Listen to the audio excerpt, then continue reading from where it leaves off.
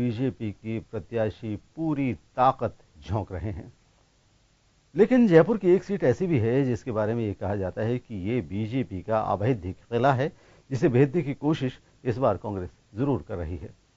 हम बात कर रहे हैं वीआईपी विधानसभा मालवीय नगर की, जिस पर बीजेपी ने एक बार फिर कालीचरण सर्राफ को उम्मीदवार बनाया है, जो 3 बार इस सीट से लगातार जीतते रहे हैं और उनके कैबिनेट मंत्री बनने का फायदा मालवीय नगर की जनता को मिला है।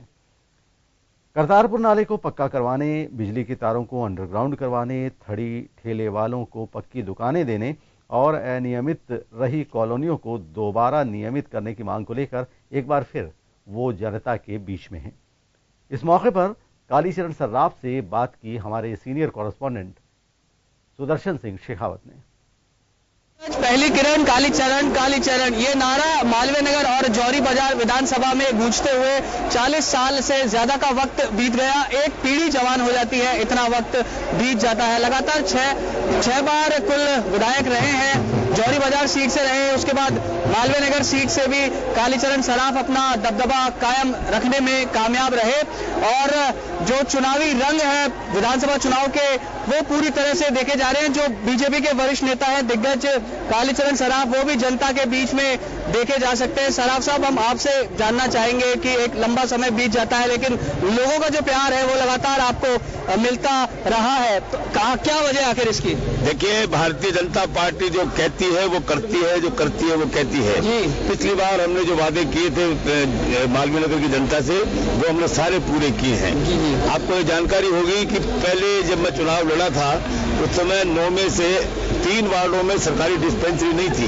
मैंने ये कहा था कि सभी सरकारी डिस्पेंसरी हर वार्ड में होगी, और मुझे खुशी है कि वार्ड नंबर 56, 57 और 58 इन 3 वार्डों में सरकारी डिस्पेंसरी नहीं थी, तो सरकारी डिस्पेंसरी खुल गई। इसी प्रकार से वार्ड नंबर 57 और 58 के बीच में जो करतारपुरा नाला बहता है, उस पर कोई आवागमन का साधन नहीं था। वहां 1 करोड़ रुपए की लागत से जेडीए से हमने एक पुलिया का निर्माण करवाया, और एक पुलिया का निर्माण अभी जारी है।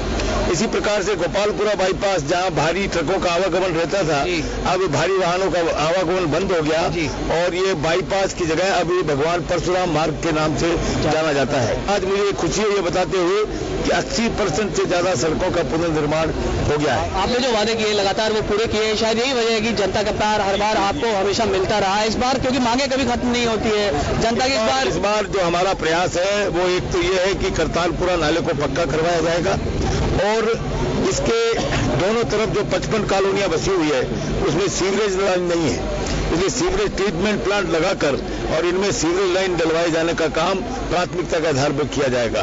दूसरा, जो ये रोड लाइट्स है उसके वायर जो है वो अंडरग्राउंड कराने का काम करेंगे स्मार्ट सिटी प्रोजेक्ट के अंतर्गत।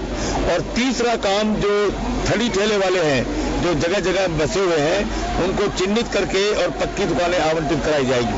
और चौथा काम जो होगा, 60 से 70% कॉलोनियों का नियमन हो चुका, पर 30% कॉलोनियां अभी भी बाकी है कि जिनका नियमन होना अभी शेष है, उनको हम उनका नियमन निश्चित रूप से प्राथमिकता के आधार पर करवाएंगे। धन्यवाद सर। तो ये कालीचरण सर्राफ, जिनका साफ तौर पर यह कहना है कि कॉलोनियों का नियमन करवाया जाएगा और जो डिमांड है लोगों की उन्हें पूरा किया जाएगा, भले उसमें शामिल हो करतारपुरा नाले को पक्का करना हो, ये तमाम जो डिमांड है इन्हें पूरी करने की बात कह रहे हैं। महेश सिसोदिया के साथ सुदर्शन शेखावत।